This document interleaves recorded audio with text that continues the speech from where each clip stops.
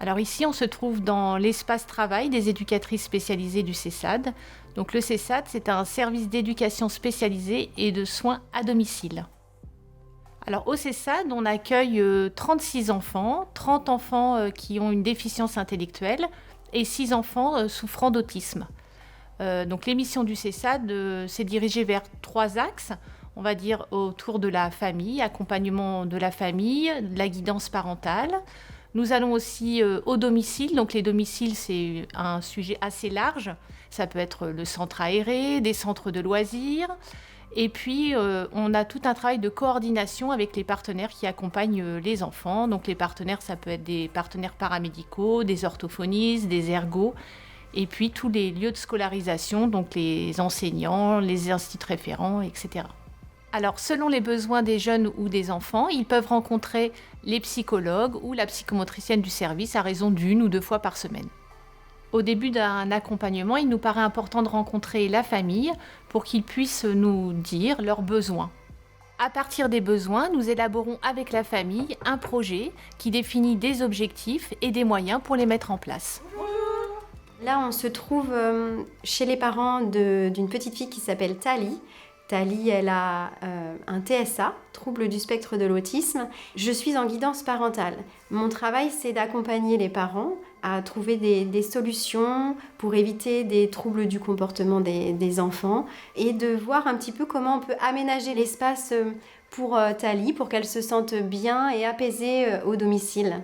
J'interviens à la maison, à domicile, une séance de guidance parentale mensuelle et le fait de venir à domicile, ça évite aussi la fatigue de faire la route pour les parents. C'est notre travail et c'est la particularité du CESAD, pouvoir se déplacer au domicile.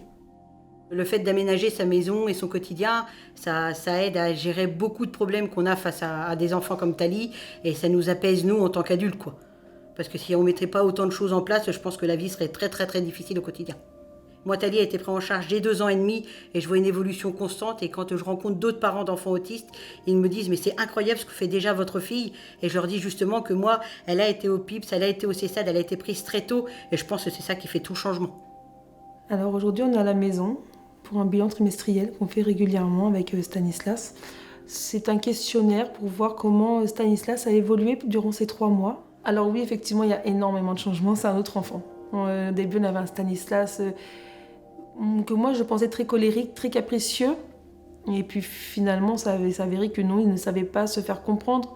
Puis finalement, maintenant, on a un Stanislas qui sait, grâce à la plateforme, qui sait faire des demandes, que ce soit du pointage, que ce soit par le regard, par même des petits mots. Donc on a vraiment une énorme progression. C'est un service qui prend en charge des tout petits enfants de moins de 3 ans qui présentent une suspicion de trouble du spectre de l'autisme pour les aider à évoluer dans les différents domaines du développement. Donc au début de la prise en charge, on définit des objectifs avec les parents, des objectifs dans tous les domaines du développement. Ça va être sur l'imitation, le jeu, la communication, et après on va travailler avec l'enfant pour le faire progresser dans ces domaines-là.